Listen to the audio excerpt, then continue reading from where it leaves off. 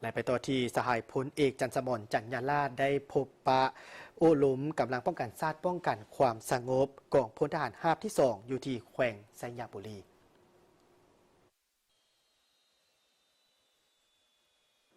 ในวันที่ 7 ตุลาคม 2025 ที่สโมสรกองบัญชาการทหารแขวงไชยบุรีสหายพลเอกจันทร์สมรจันยาลากรรมการกรมการเมืองศูนย์กลางภาครองประธานผู้ประจำการคณะกรรมการป้องกันชาติป้องกันความสงบศูนย์กลางรองนายกรัฐมนตรีได้พบปะและโอลมต่อนายและพลทหารนายและพลตำรวจแขวงไชยบุรีมีสหายเพ็งนิรันดร์คำพันเพ็งรองเลขาพรรคแขวงประธานสภาประชาชนแขวงไชยบุรีสหายพลจัตวาบุญย้องดวงดีเลขาคณะพรรคหัวหน้าการทหารกองบัญชาการทหารแขวงไชยบุรีบรรดาสหายคณะพรรคคณะบัญชากองบัญชาการทหารแขวงกองพลทหารราบที่ 2กองบัญชาการปกส.แขวงพร้อมด้วยผู้ต่างหน้าภาคส่วนเกี่ยวข้องเข้าร่วมในโอกาสนี้สหายหัวหน้าการทหารกองบัญชาการทหารแขวงไชยบุรีได้ต่างหน้าคณะพรรคคณะบัญชากองบัญชาการปกส.แขวงและกองพลทหารราบที่ 2รายงานให้ทราบว่าแขวงไชยบุรีเป็นแขวงหนึ่งที่มีชายแดนติดกับ6แขวงของราชอาณาจักรไทยในความยาว647กิโลเมตรในนั้นทางบก518กิโลเมตรทางน้ำ129กิโลเมตร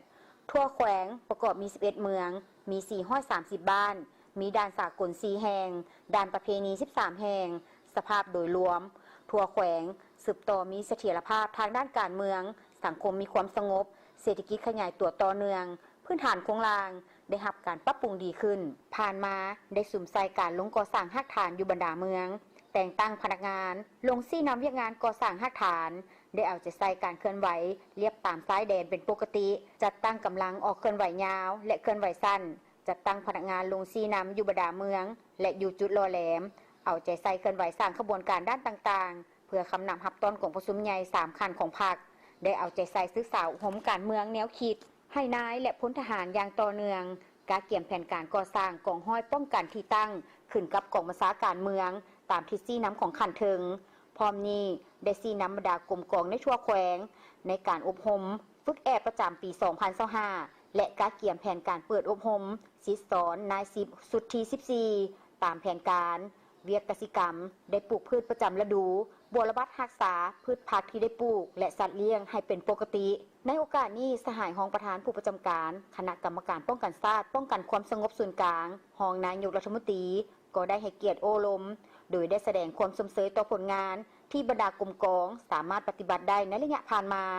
พร้อมทั้งให้ทิศซี่น้ำบางจุดเป็นต้นให้สืบต่อหันเอาพนักงานลงก่อสร้างรากฐานการเมืองตามทิศ3สร้างพัวพันช่วยเหลือองค์การปกครองท้องถิ่นให้มีความหนักแน่นเข้มแข็งสืบต่อยกสูงเวียกงานประจำการเกี่ยมพร้อมสู่หบเกี่ยมพร้อมกอบกู้ผลกระทบจากภัยพิบัติธรรมชาติให้ทันเวลา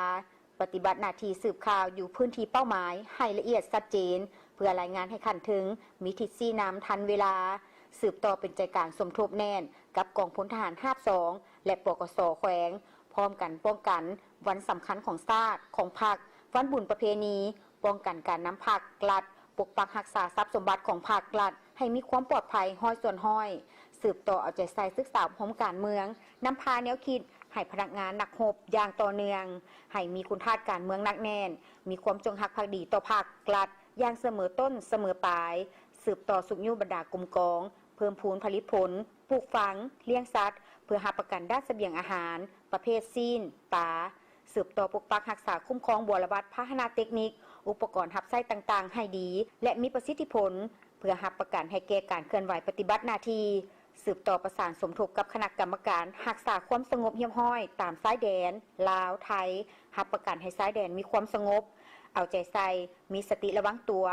อิทธิกำลังปรปักษ์ที่บ่หวังดีต่อประเทศชาติและระบอบใหม่สืบต่อรักษาเสถียรภาพทางด้านการเมืองและความสามัคคีภายในให้มีการพัวพันกับบรรดาประเทศเพื่อนมิตรยุทธศาสตร์อย่างแน่นแฟ้นและเป็นปกติจากนั้นสหายรองประธานผู้ประจำการคณะกรรมการป้องกันชาติป้องกันความสงบศูนย์กลางรองนายกรัฐมนตรีก็ได้สืบต่อเคลื่อนไหวเยี่ยมยามกองห้อยผลิตอยู่เขตบ้านวังขามเห็นว่ากองห้อยดังกล่าวได้ดำเนินการผลิตกสิกรรมเป็นต้นเลี้ยงงัวหมูเป็ดและปลา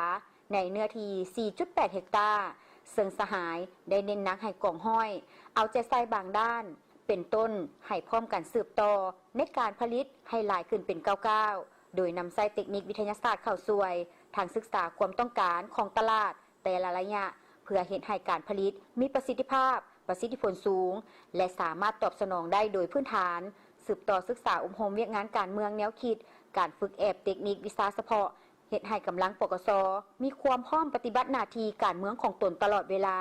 รับประกันให้เขตชายแดนมีความสงบและปลอดภัย